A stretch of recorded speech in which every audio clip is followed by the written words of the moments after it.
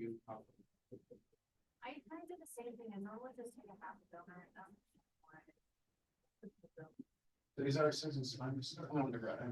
So it's my pleasure to introduce our speaker. Ancient Greek play, The Arcarians, written by the famous satirist Aristophanes. And in these translator footnotes, which I've copied here. Oh yeah, do I have a volunteer to read any of these?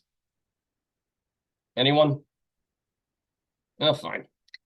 Fine. The translator must ask pardon of any American lady into whose hands this book may by chance fall for making use of so vulgar a term. Cockroaches in the United States, as we are told by the numerous English travelers through that country, are always called roaches by the fair sex for the sake of euphony. So what Mr. Walsh is parroting is a popular folk etymology about cockroaches that American women would shorten them to roaches because the full word was considered vulgar for obvious reasons. But notice how he says that he's only heard this secondhand from English travelers to the country, and there is no first-hand account that the word was ever used that way. And we know that the cock in cockroach is derived from caterpillar. Okay, but there's a lot more interesting things to explore about this choice in translation. In his footnotes, Walsh further justifies his choice in replacing the original Greek word with cockroach. Do I have a volunteer to read this out loud? Oh, you're killing me here.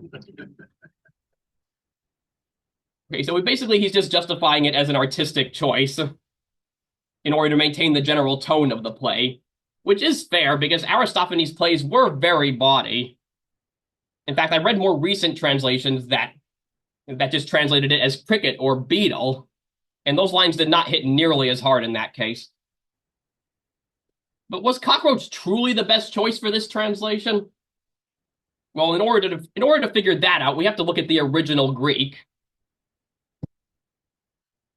So the original word actually means water spider. That's because in context, this character is falsely accusing this character who's attempting to buy up a bunch of wicks from a foreign trader. He's accusing this guy of planning to light those wicks, tie them to the back of water spiders, and then have those water spiders run out into the ocean and set ships on fire. Yeah, crazy, right? Sounds like an insane conspiracy theory or something a Saturday morning cartoon villain would come up with. And that's the point. It's meant to be a ridiculous accusation. But the problem with this translation is the scenario goes from absurd but just plausible enough to flat out physically impossible, since obviously cockroaches can't run on water. Oh, and if you want some more irony, a decade after he wrote this, B.D. Walsh went on to become the first state entomologist of Illinois. I hope he would have translated it differently at that point.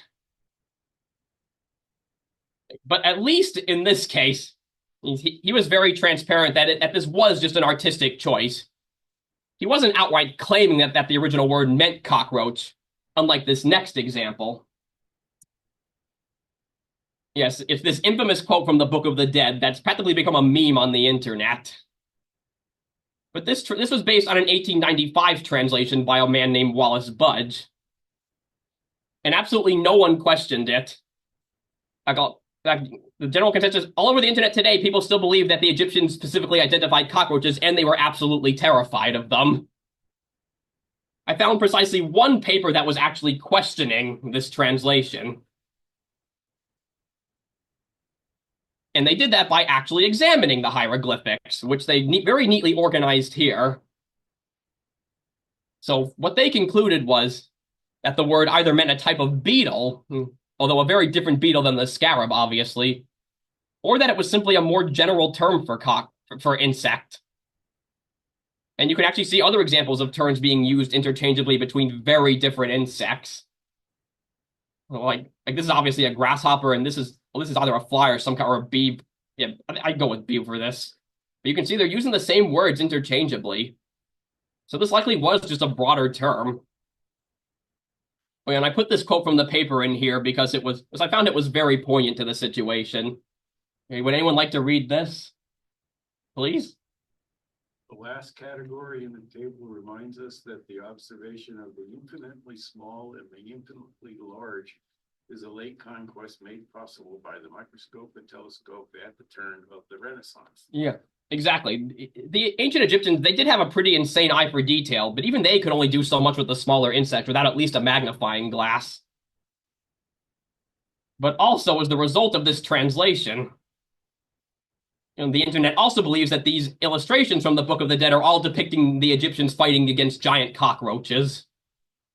Okay, as for why they're depicted so large, well, the ancient Egyptians, they took their funerary and mummification practices very seriously, to the point where the Book of the Dead itself claims that if there's even a step out of place, then the soul will never reach the afterlife.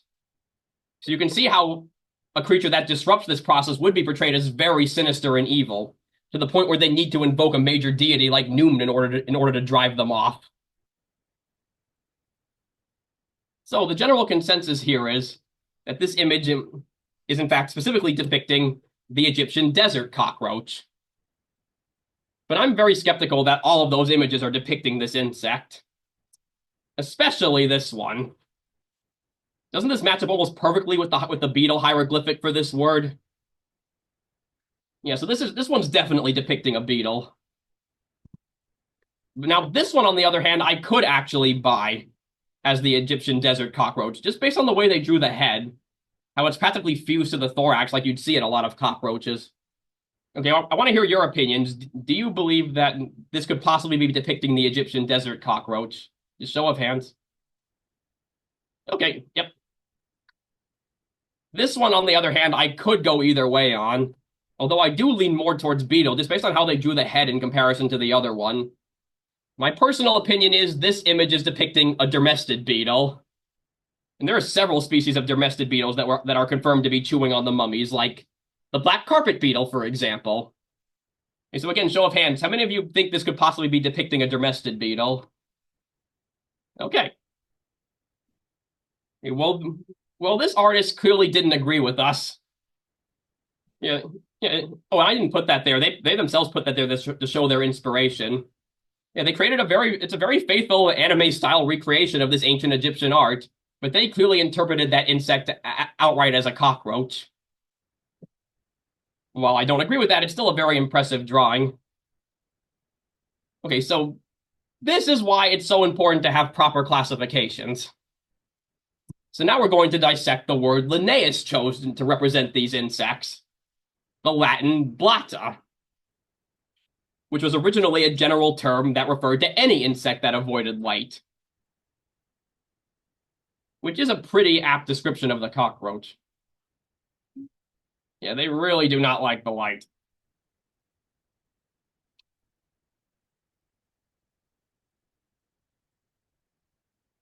Now I'd like to draw your attention to this taxonomic synonym of the oriental cockroach, mainly called Blatta orientalis. This taxonomist here chose to call it Blatta lucifuga, which was a very interesting choice, because originally it was the Roman poet Virgil that added the epithet lucifuga to the blatta. Lucifuga was originally a even broader term used by the Romans to refer to any nocturnal animal, such as a moth, an owl, a bat, or even people. But back then, being labeled lucifuga was not a good thing. It had some very negative moral connotations.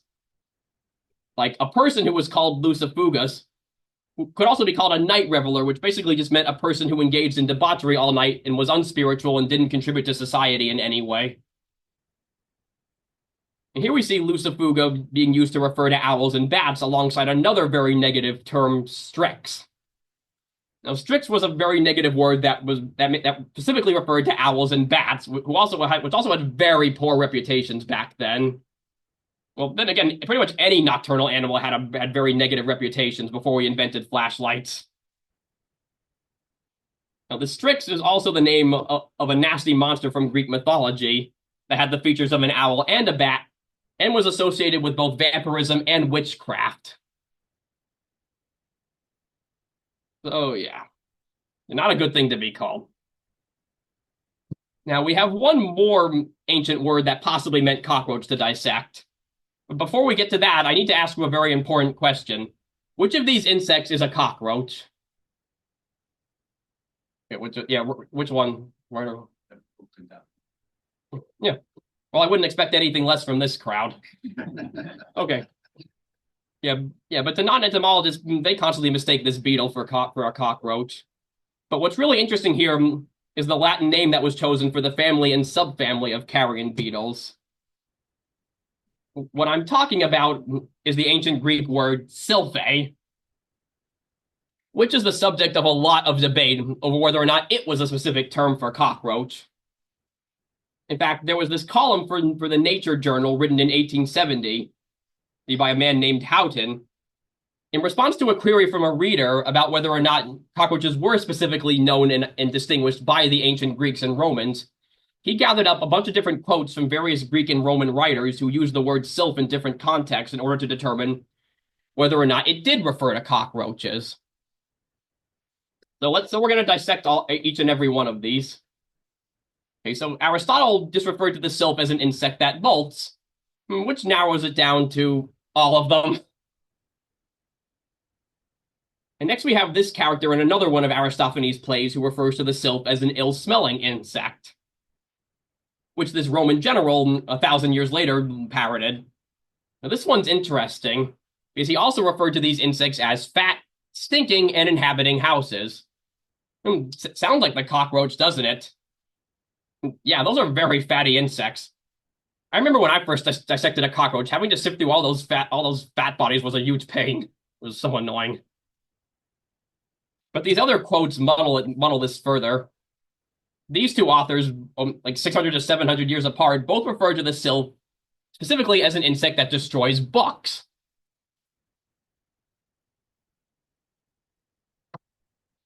Then we also have Houghton referring to the fact that this German translator Otto Schneider translated sylphe from the aforementioned Aristophanes play as lepisma instead, which is obviously referring to the silverfish Lepisma saccharinium, another infamous domestic pest. And then coincidentally, we have the Greek physician Dioscorides referring to the sylph as something that's found in bakehouses, which perfectly matches up with another Lepismatidae species, Thermobia domestica, the fire brat. Now, this insect likes three things: cellulose, sugar, and warm places, which is why you can still find them commonly infesting bakeries today. Okay, but from all these quotes, Houghton ultimately concluded that yes, sylphe does mean cockroach and nothing else. But this other paper, written in 1952, strongly disagreed with that. They claim that no, sylphe doesn't mean cockroach, it means bookworm.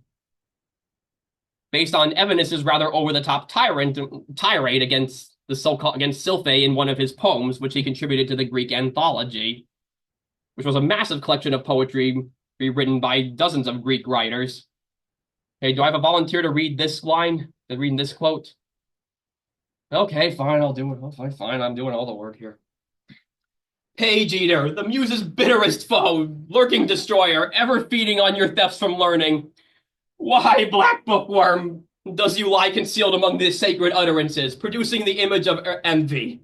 Away from the muses, far away! They convey not even by the sight of you the suspicion of how they must suffer from ill will. Yeah, sad, isn't it? Yeah. In fact, it's even more poignant and sad now, because one of the muses is Clio, the muse of history. And just imagine how much history has literally been devoured by insects in the last couple thousand years. Right, so that's one more enemy of the muses they've made.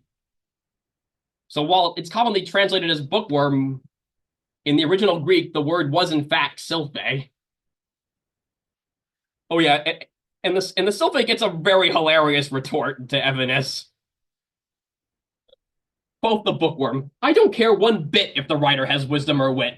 A volume must be pretty tough to bore me, as completely as I can bore it. Well, these are the guys who practically invented comedy. Okay, but I find both Houghton's and Douglas's arguments pretty fallacious. To begin with, there are plenty of different insects that could fit all of those quotes, like the silverfish I mentioned earlier. As for Douglas, it's very fallacious to equate bookworm to treat bookworm and cockroach like they're mutually exclusive, and to also equate them with sylphe. To begin with, bookworm was a slang term invented in 16th century London. And there are several cockroaches that do eat paper, which would also qualify them for the bookworm label. And that's not even getting into termites. While this was originally its own order, Isoptera is now considered a suborder of Blattodea, and as a result, termites are now also called social roaches, as if they weren't scary enough. Yeah, so Isoptera is literally derived from Greek words meaning equal in wing, referring to the fact that their alate or swarmer stages have front and hind wings of equal sizes, in contrast to those of an ant swarmer. But I'll be getting more into that when I get to the Hymenoptera unit. Yeah, so the word termite itself is derived from a late Latin word that can mean either woodworm or white ant. Oh, look, yeah, that's right. Termites were originally called white ants, which is a mistake many people still commonly make, which is why diagrams like this are so necessary. Oh, and look here, it's our old friend Lucifugus. Okay, so you know how termites in warmer places can make these massive mounds? Well, that's because these are actually really fancy ventilation systems. Otherwise, they very badly overheat. But you can imagine such majestic structures would inspire some stories. And you'd be right, particularly in India.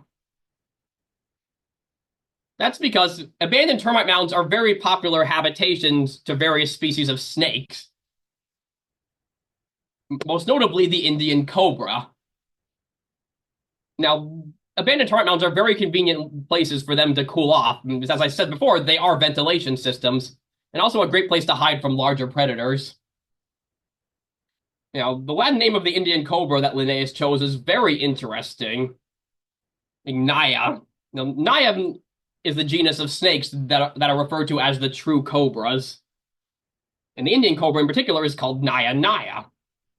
And that's because Naya is derived from another word, Naga, with a hard G. And the Naga were these half-human, half-serpent deities in Hindu mythology. And when they weren't depicted in these hybrid forms like this, they were instead often depicted as giant cobras, sometimes with multiple heads. Okay, so how important were the Nagas in Hindu mythology? Well, these are two of the Naga kings, Ananta and Vasuki, who were the personal companions and pets of Vishnu and Shiva. So yeah, these Naga, they were a big deal. In fact, there's actually a specific goddess associated with the termite mounds, a goddess named Renuka, who is actually believed to physically embody these termite mounds. She may have in fact been derived from an ancient fertility cult that predated Hinduism, that specifically worshipped the termite mounds, viewing them as the metaphorical wombs of the earth that were actually giving birth to the snakes. Hence why Renuka is depicted as a being with snakes emerging from her. And these termite mounds, they're still a big deal in India, even today. Like, look at the comment section in this YouTube short depicting a termite right on top of depicting a cobra on top of a termite mound. Practically nothing but prayer emojis. In fact, if a termite mound in India is found to be inhabited by a cobra, it might be converted to a mini shrine like this. Okay, so we finally got some actual cockroach-related mythology, but with the caveats that, to begin with, these were written thousands of years before we even knew that termites were closely related to cockroaches, and the fact that this mythology was really more about the snakes than the termites, which makes sense because, as I said, snakes usually only hang out in abandoned termite mounds, because otherwise the soldier termites would get them. Personally, I think cockroaches, they just overlap too much with other insects in terms of appearance, behavior, and habitat for them to really be assigned their own unique cultural identity. But you know what? That suits them just fine, because we know that cockroaches prefer to avoid the spotlight as much as possible. All right. However, there is one very prominent cockroach legend. While it might not be an ancient myth, it's still something that many people believe today. one that originated during the Cold War that would unfortunately for the cockroach catapult them right into the spotlight. What I am talking about is the legend of the atomic cockroach. This whole perception that cockroaches are the only living creatures that could survive a nuclear war, and just the general idea that they're these invincible super beings that can survive practically anything. This idea has completely infested the popular consciousness and popular culture, even more severely than cockroaches can infest your house. It's to the point where they even have the cockroaches themselves bragging about it.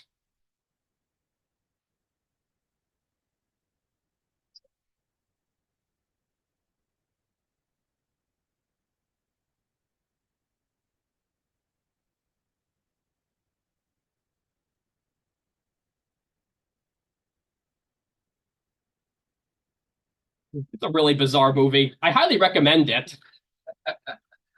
Oh, and here was a much more recent example, just from 2019.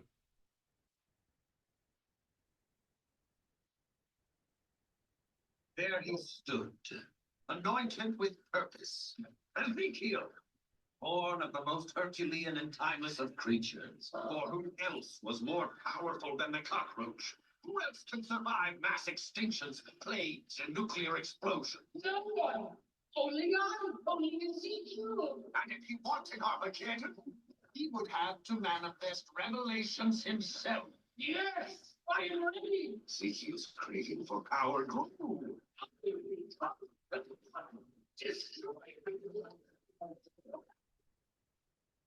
Yeah, so he's that's it. So what he said at the end, that's a distortion of Oppenheimer's infamous "I am become death, destroyer of worlds" quote, which itself was a distortion of a quote from a Hindu religious text. But that's another story. As I said, this idea is everywhere. In fact, it was in the cartoons. It was in the cartoons I grew up with. In fact, this is what got the idea in my head. I think I would have been about 10 years old when these first aired.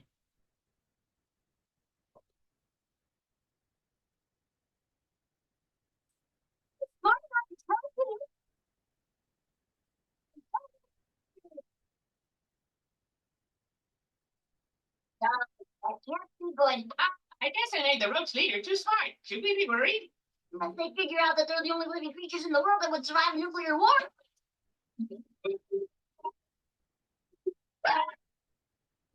Just a coincidence. No, take any chances. Wish the roaches were Okay.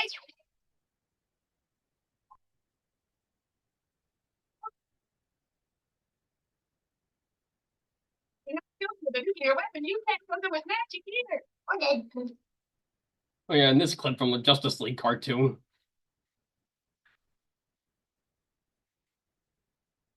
What happened here? I think you've already guessed. This is Earth. Yes, thousands of years in your future. Hello. How'd you get here? The old-fashioned way. I'm immortal. I'm the sole remaining survivor of the human race. All the people gone. The Earth belongs to the cockroaches now. Yeah, these were very popular when they were first airing. Millions of kids saw this. In fact, this is what got the idea infesting my head. And I didn't even think to question it until I actually started doing research to prepare for this lecture here. Yeah. So how true is this idea? Well, why don't we ask the Mythbusters?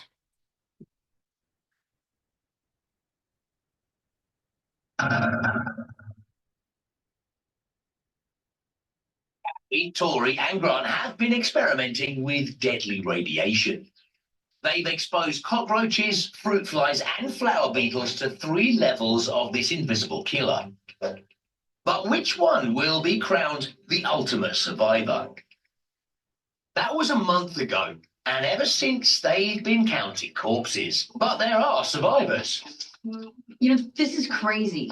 This is the 10,000 rad. This is 10 times the lethal dose for humans. And look how many cockroaches are still kicking. So it's confirmed. Cockroaches outsurvived humans after nuclear blast. True, but we tested 3 types of insects, and the other 2 did much better than cockroaches. Yeah, the fruit flies did really well until they died of natural causes. And then the flower beetles, well, they were the strongest after being exposed to 100,000 rad, which is 100 times the amount that would kill us. there was still 10% alive. The cockroaches, there was none that survived after that kind of exposure. So the final result is that all the insects outsurvive humans, but as far as inheriting the earth, there are much better candidates than the cockroach. Which means it's busted. Busting. This bug myth's busted. Yeah, but what they found, that isn't exactly a new discovery. That insects in general can take radiation much better than humans, and cockroaches aren't even particularly special in that department. This was actually likely known by the person who invented the atomic cockroach legend in the first place. Let me introduce you to a man named Hiram Bentley Glass. Has anyone heard of this man?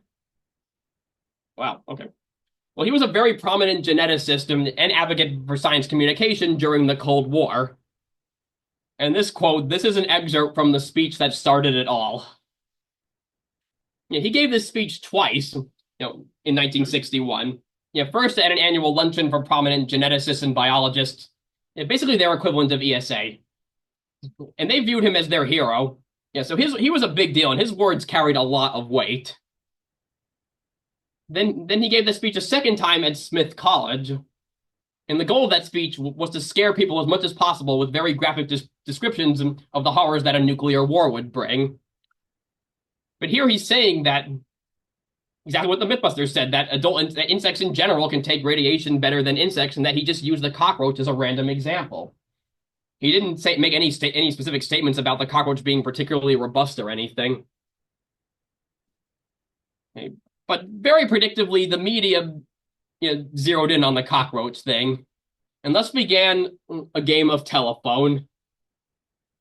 It started with this Nation article that was covering his second speech that described in their own words the cockroach as a venerable and hardy species that will take over all the human habitations and only have other insects for competition. And they titled that, but they were still mainly talking about insects in general, and they titled their article, "Insects Shall Inherit the Earth." But then there was this editorial that quoted the Nation article and accidentally, or on purpose, I don't know, misattributed that quote to Glass himself, as his words carried a lot of weight. And notice they titled their edit, it went from "Insects Shall Inherit the Earth" to "The Age of the Cockroach" specifically. And then it just snowballed from there. The cockroach essentially became the mascot of various peace and anti-war organizations. And then you started getting newspaper articles like this. But what's very interesting about this whole situation is that Glass himself never once protested this misquoting. Which made sense. It certainly helped him get his point across. So it makes sense he'd just roll with it. But I have a theory that this was a calculated move from the start. And there are a few reasons I think that. To begin with, Glass was actually the first graduate student to study under a man named H.J. Muller, who won a Nobel Prize for his research into the effects of radiation on fruit fly genetics. And Glass himself did plenty of experiments with radiation on fruit flies. So he would have likely already known that fruit flies could take radiation better than cockroaches. Not to mention, he gave this exact same speech twice without changing a thing. Plus, he was such an expert on science communication, I can't imagine that he would not have predicted this would happen. And out of all the insects he could have said, the cockroach was the only insect he mentioned by name. Yeah, so my opinion, this was a calculated move. But I'd like to hear your opinion. So for your cockroach homework, I want you to read these pages of this paper and write a paragraph about whether or not you think he did intentionally start this legend. I very much look forward to discussing this with all of you next class. Okay, so before we move on to the mantis, I'll leave you with one last piece of irony. Okay. While cockroaches may not care about our hygiene, they certainly care a lot about their own. In fact, they're very immaculate groomers, which at least one novelist acknowledged in this novel about sentient cockroaches.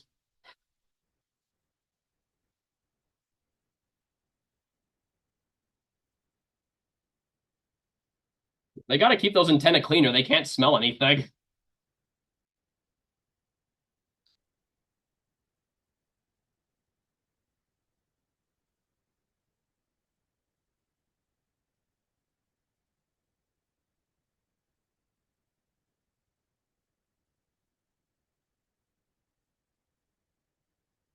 All right, so now let's meet the mantis, or as I like to call them, giant murderous cockroaches. Now, mantis is derived from a Greek word, the exact same Greek word that meant prophet, seer, or soothsayer back then. But it wasn't that was referring to actual people in those roles back then. Whereas then it eventually just became the word for the mantis for obvious reasons. So yeah, mantises are closely related to Mantodea and Blattodea are very closely related to the point where taxonomists like to group them together into the superorder Dictyoptera, which literally means net-winged for obvious reasons. Now, unlike the cockroaches, we can unambiguously say that mantises were definitely known to the ancient Egyptians. While unfortunately this is the only known hieroglyphic of the mantis in Egypt, it obviously can't be anything else. The Egyptians actually saw the mantis as a minor deity, which they called birdfly, right, which helped guide the souls of the dead to Osiris's court for them to be judged. Now, if you see a mantis around here, it's likely going to be one of these two species, the European mantis or the Chinese mantis. And I gotta say, it was really jarring for me when I first found out they were invasive species, because I actually grew up with this urban legend that mantises are protected by are endangered, protected by the government, and there's a $500 fine for squashing one. Did anyone ever hear that urban legend as a kid? Oh, good. Yeah, in fact, yeah, every kid in my elementary school believed it. In fact, most of the parents and teachers believed it. Either that or they just didn't want us picking them up to avoid a lawsuit. I don't know. Yeah, I believe this and actually helped spread it all the way up until I first took insect classification as an undergraduate. I was so shocked when I found out I had to pin a mantis as part of my collection. I was like, won't I have to pay a $500 fine if I do that? Only to be told that not only are they not endangered, but they're invasive species, and they're closely related to cockroaches. Hence why from then on, I always like to call them giant murderous cockroaches. Yeah, so the European mantis was purposely introduced in an attempt at pest control. The Chinese mantis, on the other hand, was accidentally introduced, but then was later also used as pest control. And they're probably the absolute worst choice for IPM, because they will kill anything that moves, including each other. But but that wasn't actually known in Europe until the 1700s, when naturalists actually started observing their behavior. And for a long time in Europe, the mantises actually had a very positive reputation. They were viewed as these very gentle, pious, and holy entities. In fact, there was a legend that if you were lost in the woods, a mantis would point the way home for you. I wonder how many people got hopelessly lost believing that. In Spain in particular, they directly associated the mantis with the Catholic Saint Teresa, to the point where the actual Spanish word for mantis became Santa Teresa. In China, on the other hand, they were not at all fooled by the mantis's seemingly pious and holy demeanor. They did observe just what a vicious and aggressive predator the mantis was. And as a result, the Chinese mantis is the insect that inspired two different styles of kung fu.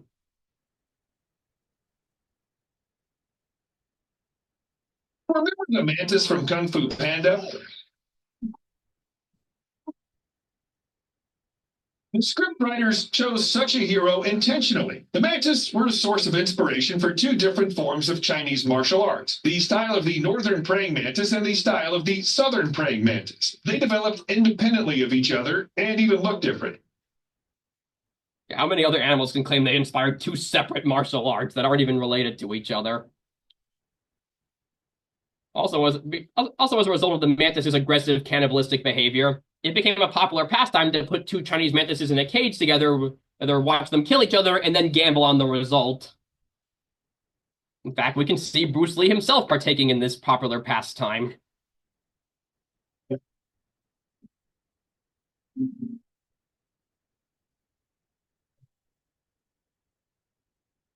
We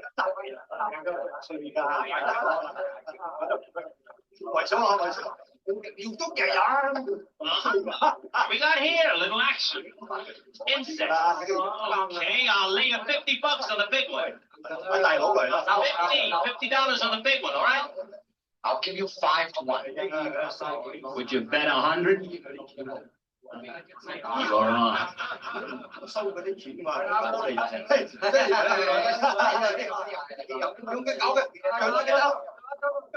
Come on, send this thing quickly. Come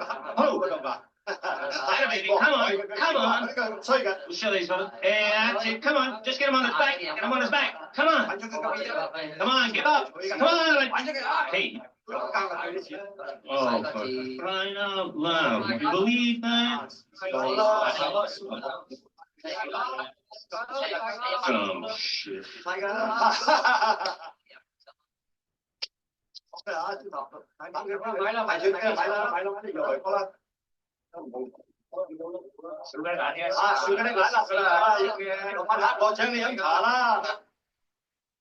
All right, okay, this caused some serious cultural clash for the first European explorers that saw these mantis cage fights.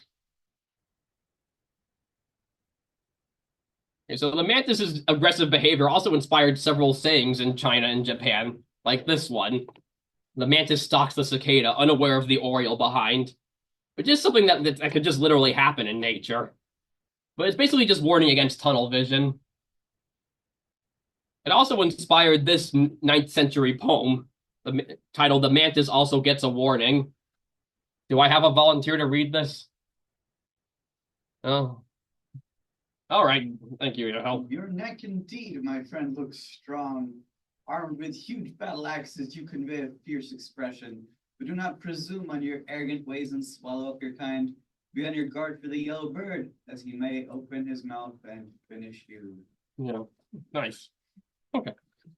Yeah, and this inspired a similar saying in Japan, literally meaning acts of mantis, referring to a courageous but doomed resistance, like people trying to rebel against the government, for example. Now, this is likely based on how they actually behave when they encounter a large predator.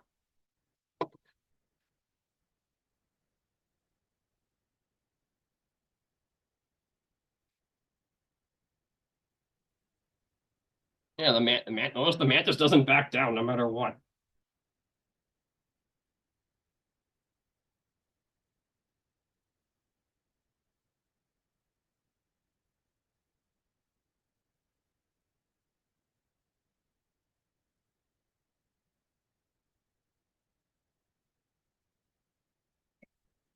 You can see why this insect inspired two different kung fu styles. That's practically a martial arts stance. It's like a little stick guy.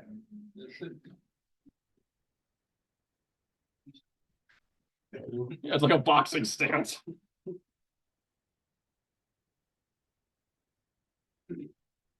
Yeah, you could find like dozens of these shorts of mantis versus bird shorts on YouTube and TikTok. It's everywhere.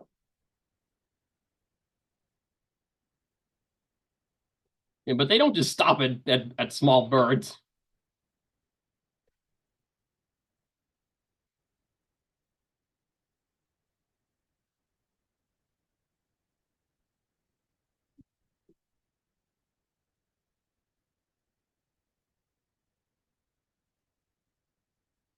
You can see why they were such an inspiration. Yeah, they became a symbol of both bravery but also foolishness and recklessness in China and Japan.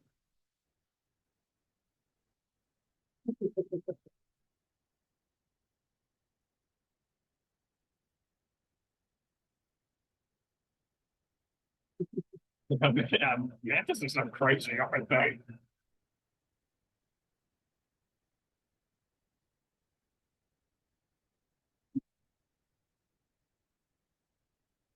Yeah, there's another saying this seemingly reckless behavior inspired. Yeah, are saying that although a mantis is not strong enough to stop a bullock cart, it can be brash enough to give it a try. And variations of this saying actually show up pretty often in the Chinese media I've consumed. Like in this very popular web novel. Variations of this line show up this expression show up a few times.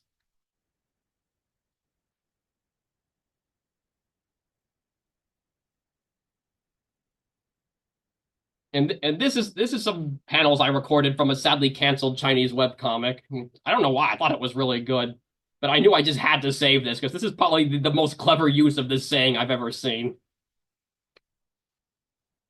Oh, I don't know. There's no sound in it.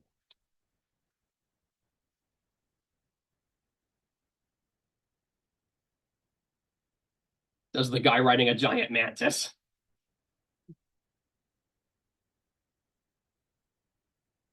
But he ended up being the mantis in that scenario, both literally and figuratively.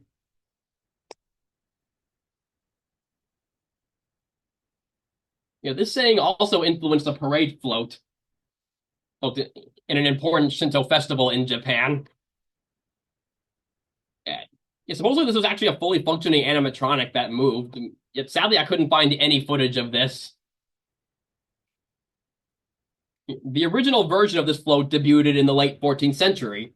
It was made as a mockery of this reckless noble who suicidally challenged the forces of a future shogun and got completely obliterated.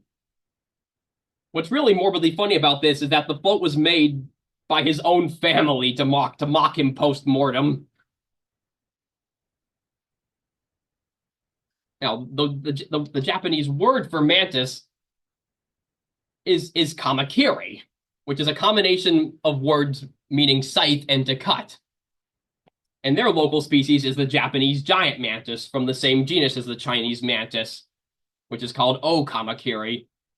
Now, that prefix O, that can mean either a large version of something or like a lord or a king. It literally just means large mantis. Yeah, and large is right. Yeah, that's the male. And that's that 4-inch male with the female. Okay, so now, how do you think someone could combine an insect, some Chinese and Japanese sayings, a Catholic saint, and scythes in order to create a vicious and brutal anime villain? Like this.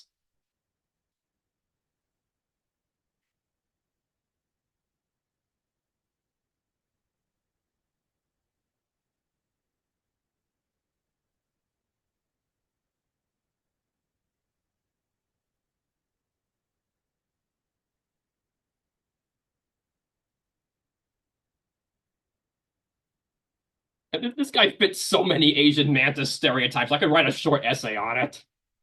In fact, the equivalent chapter in the manga where he first reveals this transformation is literally titled Pray for the Mantis. Okay,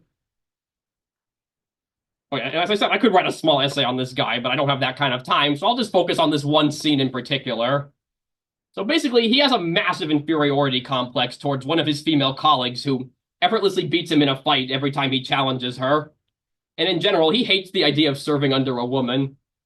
Which makes sense, because he is a male mantis, after all. There's this one scene where he pathetically postures at her with his oversized weapon, and she calls him out on it. Yeah, lecturing him that shouldering your weapon is threatening behavior. If you want to be looked at as strong, walk around with it concealed. Doesn't that sound similar to a certain Chinese poem? Oh, and he's just one of many, many examples of this hyper-aggressive scythe mantis archetype in Japanese media. Would you believe he's actually one of the good guys? He's just very overly enthusiastic about cutting people with his magic scythes.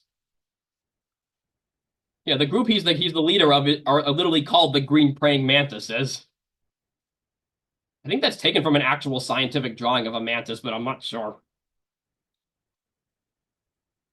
And I could go on and on. There's just so many examples. Notice it says aggressive nature and sickle-like claws. But I think it would be rude of me not to talk about probably the most iconic scythe mantis, at least in the West. The Pokemon Scyther. Yeah, now you know why it's called that. It's also, one of its evolutions, Cleaver, is also very interesting. Yeah, its Japanese name is Basagiri, which is derived from a term Basara, which meant someone who recklessly disregarded the strict social hierarchy during feudal Japan. Like, for example, a peasant mouthing off to a samurai, who could in fact legally cut them down for that. And notice how the scythe blades are replaced by 2 crude axes. Remember Axe of Mantis? It's basically a visual representation of that saying. But all this stereotyping of the mantis as this hyper aggressive, bloodthirsty, suicidally reckless entity, that's actually kind of unfair in a way. Because yeah, mantises don't act that way around birds and cats out of recklessness and bravery. It's actually the opposite. They're scared. But that's all they can do in that situation. It's not like mantises are built for running like cockroaches. And while they can fly, they can't fly very fast. And in fact, what they're doing is actually very similar to the kind of advice people are given when they encounter a large predator in the wild, like a bear or a mountain lion. We're told to spread our arms as wide as possible and wave them from side to side. But if you have a jacket, you're also instructed to spread that as much as possible. Exactly like what the mantises are doing with their wings. In fact, some of their wings even have the same kind of fake eyes you usually see on large moths. So if you were to anthropomorphize that behavior, it wouldn't be that out of a reckless, bloodthirsty idiot, but it would be that of a scared person desperately trying to bluff their way out of a dangerous situation. Okay, so that about wraps things up. Well, okay. Yeah, your mantis homework for the week. This is your mantis homework for the week. Any questions? Oh yeah, my citations.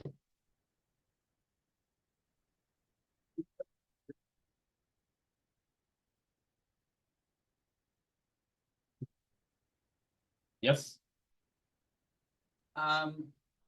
So about mantises, a question I have. In Hebrew, the word for mantis literally translates to the camel of Solomon. Oh, that's Does that mean anything to you? that's that's interesting. I didn't know that. Would you be able to? Yeah. Well, I think. Well, the only thing I know about Solomon is that he summoned a lot of demons, apparently. But I'll have to look into that. Thank you. Yes. With regard to the nuclear cockroach, you were putting us together. Did you come across why insects in general or more radiation? Yeah. Well, okay, I'm on next one. It has to do with something called the cell cycle. I think they recycle dead cells faster than humans do, which is why they're more resistant to radiation. Yeah, so most of their cells, I think the overarching hypothesis that they're already differentiated unless they're about to go through a molt. Yeah. Tegument aside, all the chitin and stuff, but they don't have these mucous membranes that are constantly recycling over and over. Yeah, so it's more decentralized. That's why they can take it so much better. Yeah. That's what. Yep. Okay. Actually, I'll ask one more. Way back at the beginning, the first third of the talk, when you had the Egyptian typeface up there, was that heretic or Coptic? Oh, I'm not. What was the actual language that you were translating? I'm not sure. I don't think the paper specified. They said it was the hieroglyphics. Okay. You had some symbols in there. You had hieroglyphics, but then you had a typeface. Yeah. I didn't recognize. So was that like a Microsoft PowerPoint equivalent or something? Yeah. I think it couldn't actually paste the word in properly. It didn't recognize it. Yeah, but I used the SIP tool to take that chart directly from the paper. So I think so. So that was how. So what was in the chart was how the word was actually spelled. At least their approximation of it. Oh, okay. That's okay. Thank you. Yeah, it should be interesting. Oh, yep. Okay.